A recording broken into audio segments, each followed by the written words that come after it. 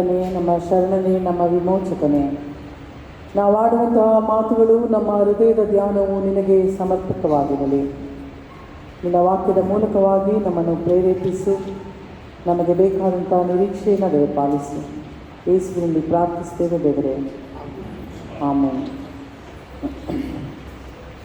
ಕರ್ತನಲ್ಲಿ ಪ್ರೀತಿಯುಳ್ಳ ದೇವಜನರೇ, ಈ ದಿನ ಖರ್ಜೂರ ಗರಿಗಳ ಭಾನುವಾರವನ್ನು ಆಚರಿಸುವಂತೆ ದೇವರು ಕೊಟ್ಟಂಥ ಅವಕಾಶಕ್ಕಾಗಿ ದೇವರಿಗೆ ಸ್ತೋತ್ರವನ್ನು ಸಮರ್ಪಿಸೋಣ.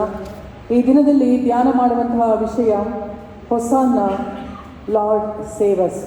ಹೊಸಾನ್ನ ಲಾರ್ಡ್ ಸೇವಸ್.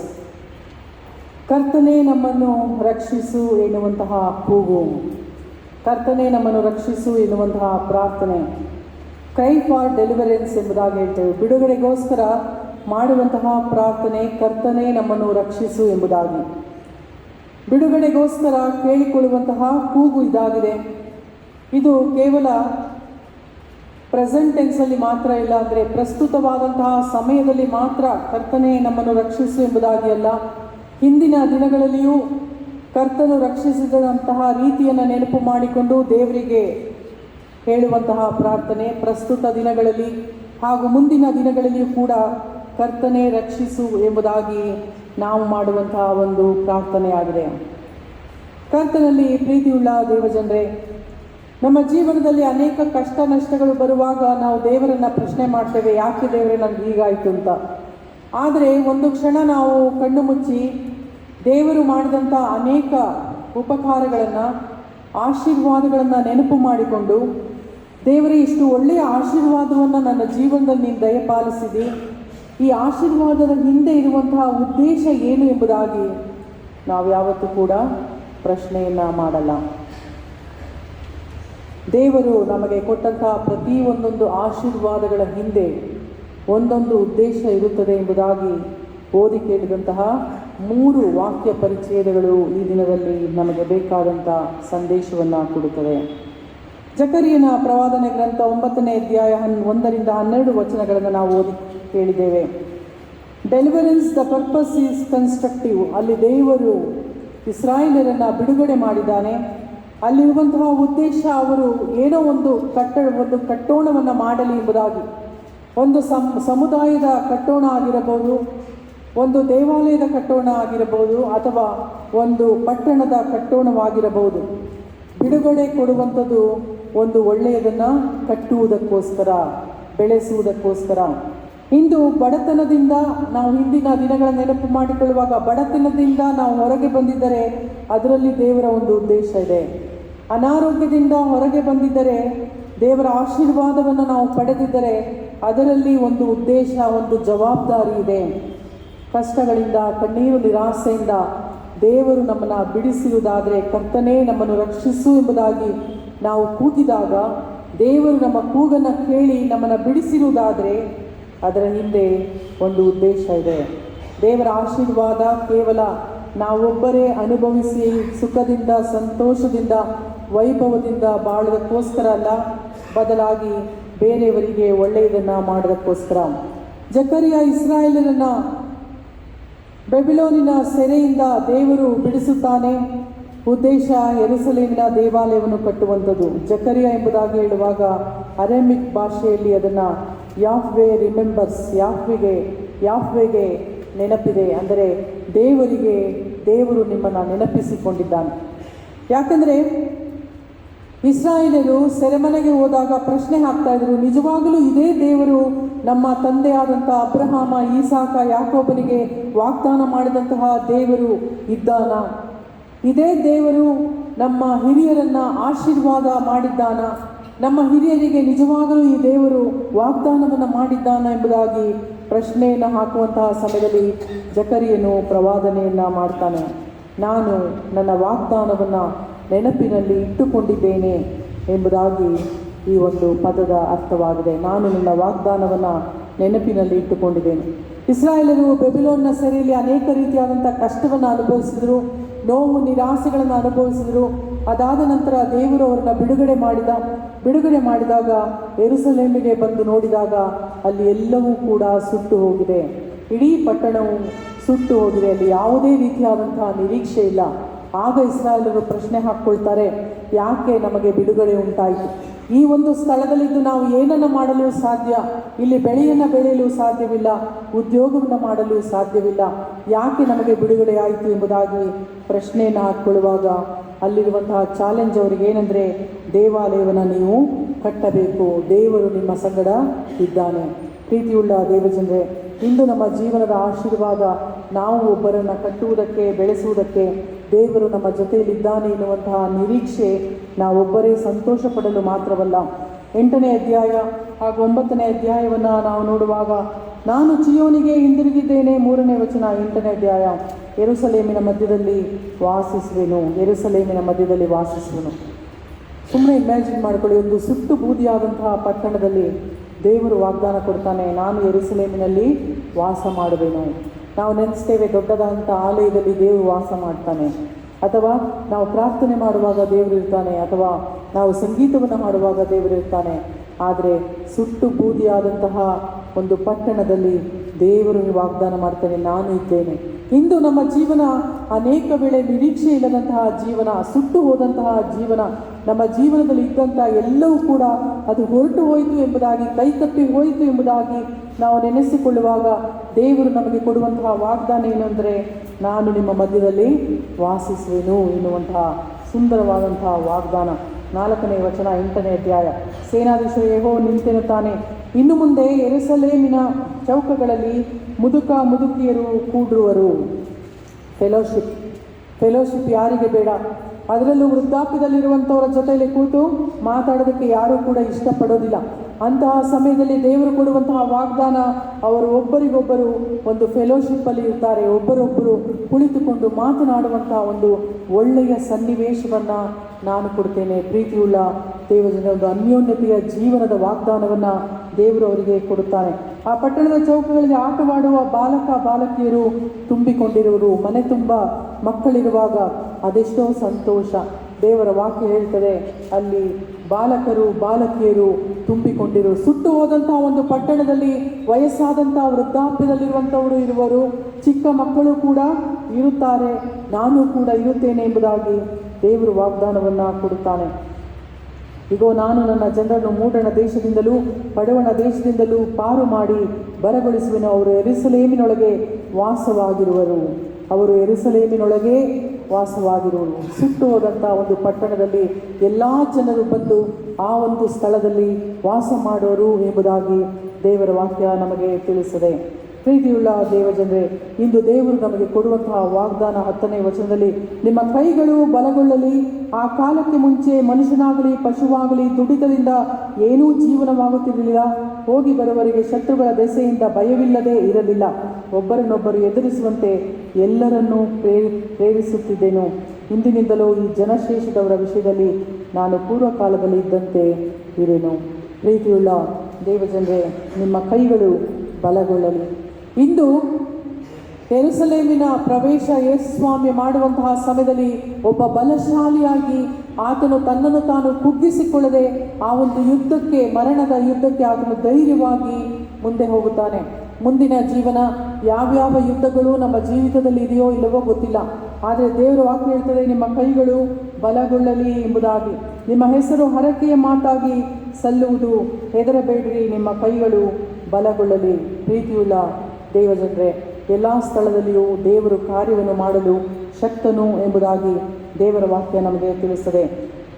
23ನೇ ವಚನ, ನಾನು ನಿಮ್ಮೊಂದಿಗೆ ಬರುವೆವು, ದೇವರು ನಿಮ್ಮ ಸಂಗಡ ಇದ್ದಾನೆಂಬ ಸುದ್ದಿಯು ನಮ್ಮ ಕಿವಿಗೆ ಬಿದ್ದಿದೆ ಎಂದು ಹೇಳುವರು.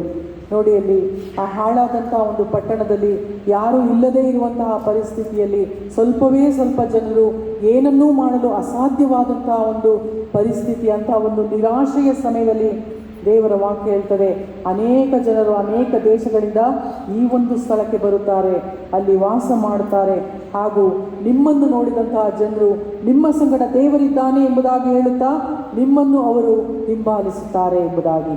ಹಾಗಾದರೆ ನಾವು ನೆನೆಸ್ತೇವೆ, ದೊಡ್ಡದಾದಂತಹ ಪಟ್ಟಣ, ವೈಭವದಿಂದ ಕೂಡಿದಂತಹ ಮನೆಗಳು, ದೇವಾಲಯ, ಇದೆಲ್ಲ ಆಶೀರ್ವಾದದ ಸಂಕೇತ ಎಂಬುದಾಗಿ ನಾವು ನೆನೆಸ್ತೇವೆ. ಆದರೆ ಸುಟ್ಟು ಹೋದಂತಹ ಪಟ್ಟಣಗಳು ಕೂಡ ದೇವರ ಆಶೀರ್ವಾದದ ಸಂಕೇತವಾಗಿದೆ. ನಮ್ಮ ಜೀವಿತವನ್ನು ದೇವರಿಗೆ ನಾವು ಒಪ್ಪಿಸಿಕೊಡೋಣ. ಇದ್ದಂತಹ ಪರಿಸ್ಥಿತಿಯಲ್ಲಿಯೇ ದೇವರು ನಮ್ಮನ್ನು ಆಶೀರ್ವದಿಸುವ ಶಕ್ತನು ಎಂಬುದಾಗಿ ನಾವು ತಿಳಿದುಕೊಳ್ಳೋಣ. ನಮ್ಮ ಜೀವನದಲ್ಲಿ ಅನೇಕ ರೀತಿಯಾದಂತಹ ವೈರಿಗಳು ನಮಗೆ ಎದುರಾಗ್ತಾರೆ ಅಲ್ವಾ? ಅನೇಕ ವೈರತ್ವ, ದ್ವೇಷ ನಮ್ಮ ಮೇಲೆ ಇರ್ತದೆ. ಆದರೆ ದೇವರ ವಾಕ್ಯ ಹೇಳ್ತದೆ, ಆ ಎಲ್ಲ ವೈರಿಗಳನ್ನು ನಾನು ಸಂಹರಿಸುತ್ತೇನೆ ಎಂಬುದಾಗಿ. ವೈರಿಗಳಲ್ಲಿರುವಂತಹ ಜಾಣ್ಮೆ, ನಾವು ಉದ್ಯೋಗದ ಸ್ಥಳದಲ್ಲಾಗಿರಬಹುದು ಅಥವಾ ನಮ್ಮ ಸಭೆಗಳಲ್ಲಾಗಿರಬಹುದು, ಕುಟುಂಬದಲ್ಲಾಗಿರಬಹುದು, ಜಾಣ್ಮೆಯಿಂದ ಅನೇಕ ವಿಷಯಗಳನ್ನು ಸಂಪಾದನೆ ಮಾಡಿಕೊಳ್ತಾರೆ. ಆದರೆ ಕೆಟ್ಟದಕ್ಕೆ ಉಪಯೋಗಿಸುವಂತಹ ಜಾಣ್ಮೆ, ಅದನ್ನು ದೇವರು ಎಂದಿಗೂ ಕೂಡ ಮೆಚ್ಚುವುದಿಲ್ಲ. 9ನೇ ಅಧ್ಯಾಯ 2ನೇ ವಚನ, ಬಹು ಜಾಣತನವಾದವುಗಳು ಎಂದುಕೊಂಡಿರುವ ತೂರ್ ಚೀದೋನ್ ಪಟ್ಟಣಗಳಲ್ಲಿಯೂ ಕಣ್ಣಿಟ್ಟಿದ್ದಾನೆ. ವೈರಿಗಳ ಅವರ ಜಾಣತನವನ್ನು ದೇವರು ಆತನು ಅದನ್ನು ಇಲ್ಲವಾಗಿಸುತ್ತಾನೆ. ಅವರ ಸಂಪತ್ತನ್ನು, ತೂರ್ ಪಟ್ಟಣವು ಕೋಟೆಯನ್ನು ಕಟ್ಟಿಕೊಂಡು ಬೆಳ್ಳಿಯನ್ನು ಧೂಳಿನಂತೆಯೂ ಬಂಗಾರವನ್ನು ಬೀದಿಯ ಬದಿಯಂತೆಯೂ ರಾಶಿ ರಾಶಿ ಮಾಡಿಕೊಂಡಿದೆ. ಪ್ರೀತಿಯುಳ್ಳ ದೇವಜನರೇ, ಇಂದು ನಮ್ಮ ವೈರಿಗಳು ಎಷ್ಟು ಪ್ರಭಾವವಾಗಿದ್ದಾರೆ, ಅವರಿಗೆಷ್ಟು ಜಾಣ್ಮೆ ಇದೆ, ಅವರಿಗೆಷ್ಟು ಐಶ್ವರ್ಯ ಇದೆ, ಅವರು ನಮ್ಮನ್ನು ಖಂಡಿತವಾಗಿಯೂ ತುಳಿದು ಹಾಕ್ತಾರೆ ಎಂಬುವಂತಹ ಒಂದು ಭಯದಲ್ಲಿ ನಾವಿದ್ದರೆ ದೇವರ ವಾಕ್ಯ ಹೇಳ್ತದೆ, ಅವರ ಜಾಣ್ಮೆ, ಅವರ ಸಂಪತ್ತು ದೇವರಾದುಕೊಂಡಂತಹ ಜನರ ವಿರುದ್ಧವಾಗಿ ಏನನ್ನೂ ಕೂಡ ಮಾಡಲು ಸಾಧ್ಯವಿಲ್ಲ. ಹೀಗೆ ಫಿಲಿಷ್ಟಿಯರ ಗೌರವವನ್ನು ಭಂಗಪಡಿಸುವೆನು, ಅವರು ಸವಿಯೋ ರಕ್ತವನ್ನು ಬಾಯೊಳಗಿಂದ ತೆಗೆದು ಬಿಡುವೆನು. ಗರ್ವವನ್ನು, ವೈರಿಗಳ ಗರ್ವವನ್ನು ನಾಶಪಡಿಸುವಂತಹ ದೇವರು, ಆಲಯವನ್ನು ಕಾಯುವಂತಹ ದೇವರು. ಪ್ರೀತಿಯುಳ್ಳ ದೇವಜನರ, ಇಂದು ಯೆರೂಸಲೇಮಿನಲ್ಲಿ ಸುಟ್ಟು ಹೋದಂತಹ ಒಂದು ಪಟ್ಟಣದಲ್ಲಿ ದೇವರು ಮಾಡಿದಂತಹ ವಾಗ್ದಾನ, ನಾನು ಬಂದು ಅಲ್ಲಿ ವಾಸ ಮಾಡುವೆನು, ಅನೇಕ ಜನರು ಅಲ್ಲಿ ಬಂದು ವಾಸಿಸುವರು. ಇಂದು ನಮ್ಮ ಮನೆಗಳು ಅದು ಖಾಲಿಯಾಗಿದೆ, ನಮ್ಮ ಹೃದಯವು ಖಾಲಿಯಾಗಿರುವಾಗ, ನಮ್ಮ ಜೀವನದಲ್ಲಿ ನಾವು ಒಬ್ಬಂಟಿಗರು ಎಂಬುದಾಗಿ ನಾವು ನೆನೆಸುವಾಗ, ನಮ್ಮ ನಿರೀಕ್ಷೆಗಳು ಮುಗಿದು ಹೋಯಿತು ಎಂಬುದಾಗಿ ನೆನೆಸುವಾಗ ದೇವರು ಅಲ್ಲಿ ಕಾರ್ಯ ಮಾಡಲು ಶಕ್ತನಾಗಿದ್ದಾನೆ. ಇನ್ನು ನಾವು ನೋಡ್ತೇವೆ, ತಿಮೋಥೆಯನಿಗೆ ಬರೆದಂತಹ ಪತ್ರಿಕೆಯಲ್ಲಿ ತಿಮೋಥೆಯನಿಗೆ ಸಭೆಯ ಹಿರಿಯರು ಆತನ ತಲೆಯ ಮೇಲೆ ಕೈಯನ್ನಿಟ್ಟು ಆಶೀರ್ವಾದ ಮಾಡ್ತಾರೆ. ಅಷ್ಟು ಚಿಕ್ಕ ವಯಸ್ಸಿನಲ್ಲಿ ತಿಮೋಥೆಯನನ್ನು ಒಬ್ಬ ಸಭೆಯ ನಾಯಕನು ಎಂಬುದಾಗಿ ಪ್ರತಿಷ್ಠೆ ಪಡಿಸ್ತಾರೆ. ಈ ಒಂದು ಆಶೀರ್ವಾದದ ಹಿಂದೆ ಇರುವಂತಹ ದೇವರ ಉದ್ದೇಶ ಅಥವಾ ಒಂದು ಜವಾಬ್ದಾರಿ ಯಾವುದು ಎಂಬುದಾಗಿ ನೆನೆಸಿಕೊಳ್ಳುವಾಗ ಅಲ್ಲಿ ನಾವು ನೋಡುವಂಥದ್ದು, ಸಭೆಯನ್ನು ಸುಳ್ಳು ಬೋಧನೆಯಿಂದ ರಕ್ಷಿಸುವಂಥದ್ದು ತಿಮೋಥೆಯನಿಗೆ ಕೊಟ್ಟಂತಹ ದೊಡ್ಡ ಜವಾಬ್ದಾರಿಯಾಗಿತ್ತು. ಪೌಲನು ತನ್ನ ಸೇವೆಯಲ್ಲಿ ಎದುರಿಸಿದಂತಹ ಪ್ರಾಮುಖ್ಯವಾದಂತಹ ಚಾಲೆಂಜ್, ನಾವು ಅನ್ಬೋದು ಇದೇನು ಸುಳ್ಳು ಬೋಧನೆ ಅಂತ ಯಾವಾಗಲೂ ಹೇಳ್ತಾ ಇರ್ತಾರೆ ಅಂತ. ಆದರೆ ಈ ಸುಳ್ಳು ಬೋಧನೆ ಸಭೆಯನ್ನು ಅನೇಕ ಭಾಗಗಳಾಗಿ ವಿಂಗಡಿಸ್ತಾ ಇತ್ತು. ಡಾಕ್ಟ್ರಿನ್ ಅಥವಾ ಆ ಸಿದ್ಧಾಂತವನ್ನೇ ಬೇರೆಯದು ಎಂಬುದಾಗಿ ಅನೇಕ ಬೋಧಕರು ಹೇಳ್ತಾ ಇದ್ರು. ಯೇಸುವು ದೇವರೆಲ್ಲ, ತ್ರಯೇಕತ್ವದ ವಿಷಯವಾಗಿ, ಶ್ರಮ ಮರಣದ ವಿಷಯವಾಗಿ ಅನೇಕ ರೀತಿಯಾದಂತಹ ಸುಳ್ಳು ಬೋಧನೆಗಳನ್ನು ಹೇಳಿ ಜನರನ್ನು ಬೇರೆಯ ದಾರಿ ಕಡೆಗೆ ನಡೆಸ್ತಿದ್ದಂಥ ಇವರ ವಿರುದ್ಧವಾಗಿ ಎದ್ದು ನಿಲ್ಲಬೇಕು ಎನ್ನುವಂತಹ ಉದ್ದೇಶದಿಂದ ತಿಮೋಥೆಯನಿಗೆ ಕೊಟ್ಟಂತಹ ಆಶೀರ್ವಾದ, ಆತನು ಅಭಿಷೇಕಿಸಲ್ಪಟ್ಟನು ಸಭೆಯ ನಾಯಕನಾಗಿ. ತಿಮೋಥೆಯನ ನಡತೆ ಹೇಗಿರಬೇಕು? Study the scripture, understand the doctrine, right preaching. ನಮ್ಮ ಜೀವನದಲ್ಲಿ ಬಹಳ ಪ್ರಾಮುಖ್ಯವಾಗಿ ನಾವು ಅಂದ್ಕೊಳ್ತೀವಿ, ನಾವೇನು ಸಭೆಯ ನಾಯಕರಲ್ಲ, ನಮಗೆ ಸ್ಕ್ರಿಪ್ಚರ್ ಬೇಕಾಗಿಲ್ಲ, ಪ್ರೀಚಿಂಗ್ ಬೇಕಾಗಿಲ್ಲ ಎಂಬುದಲ್ಲ. ಆದರೆ ದೇವರು ನಮ್ಮನ್ನು ದೇವಜನರು, ಸ್ವಕೀಯ ಜನರು, ದೇವರಾದುಕೊಂಡಂತಹ ಜನರು, ಅಭಿಷಿಕ್ತರು ಎಂಬುದಾಗಿ ಕರೆದಿರುವುದರಿಂದ ಧರ್ಮಶಾಸ್ತ್ರದಲ್ಲಿ ನಾವು ಸರಿಯಾಗಿ ಕಲಿಯಬೇಕು, ಸರಿಯಾಗಿ ಅರ್ಥ ಮಾಡಿಕೊಳ್ಳಬೇಕು, ಬೇರೆಯವರನ್ನು ಅದರ ಕಡೆಗೆ ನಾವು ನಡೆಸಬೇಕು. ಪ್ರಾಕ್ಟಿಕಲ್ ಅಪ್ಲಿಕೇಶನ್ ಆಫ್ ಫೇತ್, ನಂಬಿಕೆ ಎನ್ನುವಂಥದ್ದು ನಮ್ಮ ಜೀವನದಲ್ಲಿ ನಾವು ಅಳವಡಿಸಿಕೊಳ್ಳಬೇಕು. ನಮ್ಮ ಸಭೆಯಲ್ಲಿ ನಾವು ನಂಬಿಕೆಯ ಬಗ್ಗೆ ಕೇವಲ ಮಾತಾಡುವಂತಹ ಜನರು ಆಗಿರದೆ ನಾವೇ ಸ್ವತಃ ದೇವರನ್ನು ನಂಬಬೇಕು ಎಂಬುದಾಗಿ ದೇವರ ವಾಕ್ಯ ನಮಗೆ ತಿಳಿಸಿದೆ. ತಿಮೋಥೆಯನಿಗೆ ಪೌಲನು ಹೇಳುವಂತಹ ಮಾತು, ಒಳ್ಳೆಯ ನಡತೆ ಉಳ್ಳವನಾಗಿ ದೇವರ ಮನುಷ್ಯನಂತೆ ಇರಬೇಕು, ನಂಬಿಗಸ್ತನಾಗಿ ದೇವರಿಗೂ ಸಭೆಯವರ ಮುಂದೆ ನೀನು ನಡೆದುಕೊಳ್ಳಬೇಕು ಎಂಬುದಾಗಿ. ಒಳ್ಳೆಯ ನಡತೆ ನಮಗೆ ಇಂದು ಅಭಿಷೇಕ ಆಗಿದೆ. ದೇವರು ನಮ್ಮನ್ನು ಕ್ರೈಸ್ತರು ಎಂಬುದಾಗಿ ನಾವು ದೀಕ್ಷಾಸ್ನಾನವನ್ನು ಪಡೆದುಕೊಂಡಿದ್ದೇವೆ, ದೃಢೀಕರಣವನ್ನು ಪಡೆದುಕೊಂಡಿದ್ದೇವೆ. ದೇವರ ವಾಕ್ಯ ಹೇಳ್ತದೆ, ಒಳ್ಳೆಯ ನಡತೆಯವನಾಗಿ ನೀನು ಇರಬೇಕು, ಒಳ್ಳೆಯ ನಡತೆಯವಳಾಗಿ ನೀನಿರಬೇಕು. ಕಷ್ಟದಲ್ಲಿ ಎದುರಿಸುವಂತಹ ಚಾಲೆಂಜ್ಗಳು, ಛಲ ಬಿಡದೆ ನಂಬಿಕೆಯನ್ನು ಕಾಪಾಡಿಕೊಳ್ಳಬೇಕು. ತಿಮೋಥೆಯನಿಗೆ ಬರೆದಂತಹ ಪತ್ರಿಕೆ ಸಂಪೂರ್ಣವಾಗಿ ನಾವು ನೋಡುವಾಗ ಅದರಲ್ಲಿರುವಂತಹ ಒಂದು ಸಂದೇಶ, ಕಷ್ಟದಲ್ಲಿ ಚಾಲೆಂಜ್ಗಳನ್ನು ಎದುರಿಸುವಾಗ ನಂಬಿಕೆಯಲ್ಲಿ ಬಿದ್ದು ಹೋಗಬಾರದು. ಇಂಪಾರ್ಟೆನ್ಸ್ ಆಫ್ ಪ್ರೇಯರ್, ಪ್ರಾರ್ಥನೆಯ ಜೀವನವನ್ನು ನೀನು ಮಾಡು ಎಂಬುದಾಗಿ ಪೌಲನು ಹೇಳ್ತಾನೆ. ಪ್ರೀತಿಯುಳ್ಳ ದೇವಜನರೇ, ಅಭಿಷಿಕ್ತರು ಎಂಬುದಾಗಿ ಹೇಳುವಾಗ ಅವರ ಜೀವಿತದಲ್ಲಿರುವಂತಹ ನಡೆ, ನುಡಿ, ಕ್ರಿಯೆಗಳು ಎಲ್ಲವೂ ಕೂಡ ದೇವರಿಗೆ ಮಹಿಮೆಯನ್ನು ತರಿಸಬೇಕು ಎಂಬುದಾಗಿ ದೇವರ ವಾಕ್ಯ ನಮಗೆ ತಿಳಿಸಿದೆ. ಮೋಶೆಯು ನಾಯಕನಾದನು ತಾನು ಬೆಳೆಯುವುದಕ್ಕೋಸ್ಕರವಲ್ಲ, ಇಸ್ರಾಯೇಲರನ್ನು ಕಾನಾನ್ ದೇಶಕ್ಕೆ ನಡೆಸುವುದಕ್ಕೋಸ್ಕರ ಮೋಶೆಯು ನಾಯಕನಾದನು. ಯೆಹೋಶುವನಾಗಲಿ ಕಾಲೇಬನಾಗಲಿ ಪ್ರವಾದಿಗಳಾಗಲಿ ತಮ್ಮ ಸ್ವಂತ ಬೆಳವಣಿಗೆಗೋಸ್ಕರ ಅವರು ನಾಯಕರಾಗಲಿಲ್ಲ, ಬದಲಾಗಿ ಅನೇಕರನ್ನು ನಡೆಸುವುದಕ್ಕೋಸ್ಕರ ಅವರು ನಾಯಕರಾದರು. ಲೂಕನ ಸುವಾರ್ತೆ 19ನೇ ಅಧ್ಯಾಯ 29ರಿಂದ 40 ವಚನದಲ್ಲಿ ಜನರ ಜಯಘೋಷ ಕೇಳಿಸ್ತದೆ. ಹೊಸಾನ್ನ, ದಾವಿದ ಕುಮಾರನಿಗೆ ಜಯ, ಖರ್ಜೂರದ ಗರಿಗಳಿಂದ ಸ್ವಾಗತ, ಬಟ್ಟೆಗಳನ್ನು ಹಾಸಿ ಸ್ವಾಮಿಯನ್ನು ಸ್ವಾಗತಿಸ್ತಾರೆ. ಧಾರ್ಮಿಕ ಅಧಿಕಾರಿಗಳು, ರಾಜಕೀಯ ಅಧಿಕಾರಿಗಳು ಅವರನ್ನು ಯಾರೂ ಕೂಡ ಲಕ್ಷಿಸುವುದಿಲ್ಲ. ಇಡೀ ಪಟ್ಟಣದ ಜನರೆಲ್ಲರೂ ಕೂಡ ಯೇಸು ಸ್ವಾಮಿಯ ಹಿಂದೆ ಹೋಗ್ತಾ ಇದ್ದಾರೆ, ಜಯಘೋಷವನ್ನು ಅವ್ರಿಗೆ ಹಾಕ್ತಾ ಇದ್ದಾರೆ. ಇದರ ಹಿಂದೆ ಇರುವಂತಹ ಉದ್ದೇಶ ಏನು? ಇಡೀ ಯೆರೂಸಲೇಮ್ ಪಟ್ಟಣ ಗದ್ದಲಮಯವಾಯಿತು. ಇದರ ಹಿಂದೆ ಇರುವಂತಹ ಉದ್ದೇಶ ಏನು? ಗುರುವೇ, ನಿನ್ನ ಶಿಷ್ಯರನ್ನು ಸುಮ್ಮನಿರಿಸು ಎಂಬುದಾಗಿ ಅಧಿಕಾರಿಗಳು ಹೇಳ್ತಾರೆ. ಯಾಕಂದರೆ ಅವರ ಹಿಂದೆ ಜನ ಇಲ್ಲ. ಒಬ್ಬ ಸಾಮಾನ್ಯ ವ್ಯಕ್ತಿ ಎನಿಸಿಕೊಂಡಂತಹ ಯೇಸು ಸ್ವಾಮಿಯ ಹಿಂದೆ ಪಟ್ಟಣದ ಜನರೆಲ್ಲರೂ ಕೂಡ ಹೋಗ್ತಾ ಇದ್ದಾರೆ.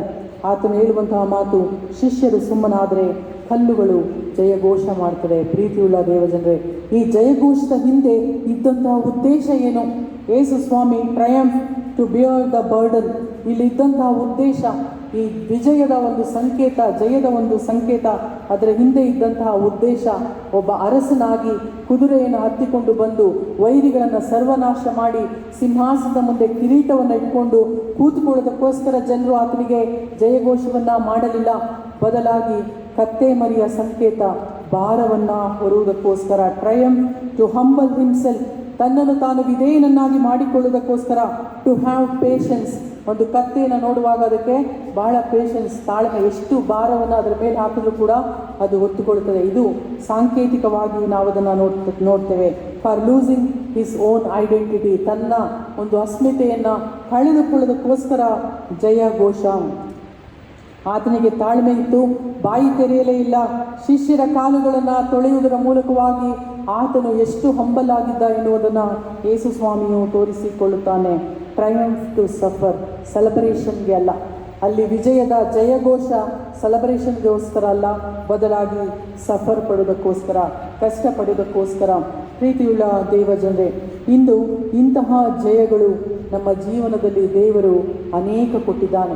ದೇವರ ಮುಂದೆ ನಿಂತುಕೊಂಡು ದೇವರು ಕೊಟ್ಟಂಥ ಒಂದೊಂದು ಜಯದ ವಿಷಯವನ್ನು ಮಾತನಾಡಲು ಅನೇಕ ಸಾರಿ ನಮಗೆ ಸಮಯ ಇಲ್ಲ, ನಮಗೆ ಅದನ್ನು ಹೇಳುವಷ್ಟು ತಾಳ್ಮೆ ಇಲ್ಲ. ಆದರೆ ಈ ಜಯಗಳು ನಮ್ಮ ಜೀವನದಲ್ಲಿ ಯಾಕಾಗಿ ಬಂದಿದೆ? ಈ ಜಯಘೋಷ, ಜನರ ಸಮೂಹ ಯಾವಾಗಲೂ ಕೂಡ ಆತನ ಹಿಂದೆ ಇತ್ತು ಎಂಬುದಾಗಿ ಅಲ್ಲ. ಆ ಜಯಘೋಷದ ವೆರಿ ನೆಕ್ಸ್ಟ್ ಮೂಮೆಂಟ್ ಆತನ ಹಿಂದೆ ಯಾರೂ ಕೂಡ ಇರಲಿಲ್ಲ. ಗೆತ್ಸೆಮನೆಯಲ್ಲಿ ಆತನು ಪ್ರಾರ್ಥನೆಯನ್ನು ಮಾಡ್ತಾನೆ. ಆ ಸಮಯದಲ್ಲಿ ಶಿಷ್ಯರು ಕೂಡ ಆತನ ಜೊತೆಯಲ್ಲಿ ಎಚ್ಚರವಾಗಿರಲಿಲ್ಲ. ಒಂದು ಕ್ಷಣವಾದರೂ ಎಚ್ಚರವಾಗಿದ್ದು ನನ್ನ ಜೊತೆಯಲ್ಲಿ ಪ್ರಾರ್ಥನೆ ಮಾಡಲಾರೆ ಎಂಬುದಾಗಿ ಯೇಸು ಸ್ವಾಮಿ ಕೇಳ್ತಾನೆ. ಜಯಘೋಷ ಜನರ ಗುಂಪು ಆಚರಿಸುವುದಕ್ಕೋಸ್ಕರ ಅಲ್ಲ, ಜನರು ನನ್ನ ಜೊತೆಯಲ್ಲಿ ಬೆಂಬಲವಾಗಿದ್ದಾರೆ ಎಂಬುದಾಗಿ ಅಲ್ಲ. ಇದ್ದಂತಹ ಜನರು ಯಾರೂ ಕೂಡ ಬೆಂಬಲವಾಗಿರಲಿಲ್ಲ. ಆತನ ಬೆವರು ರಕ್ತದೋಪಾದಿಯಲ್ಲಿ ಹರಿಯಿತು. ಆತನು ಪಟ್ಟಂತಹ ಶ್ರಮೆ. ಸಾಧ್ಯವಾದರೆ ಒಂದು ಕ್ಷಣ ಎಚ್ಚರವಾಗಿದ್ದು ಪ್ರಾರ್ಥಿಸಿರಿ ಎಂಬುದಾಗಿ, ದೇವರೇ, ನನ್ನ ಚಿತ್ತ ಅಲ್ಲ ನಿನ್ನ ಚಿತ್ತದಂತೆ ಆಗಲಿ ಎಂಬುದಾಗಿ ಯೇಸು ಸ್ವಾಮಿ ಮಾಡಿದಂತಹ ಪ್ರಾರ್ಥನೆ. ಅಲ್ಲಿ ನಾವು ಜಯಘೋಷಕ್ಕೆ ಅದರ ಹಿಂದೆ ಇದ್ದಂತಹ ದೇವರ ಉದ್ದೇಶ ಏನು ಎನ್ನುವುದನ್ನು ನಾವು ನೋಡ್ತೇವೆ.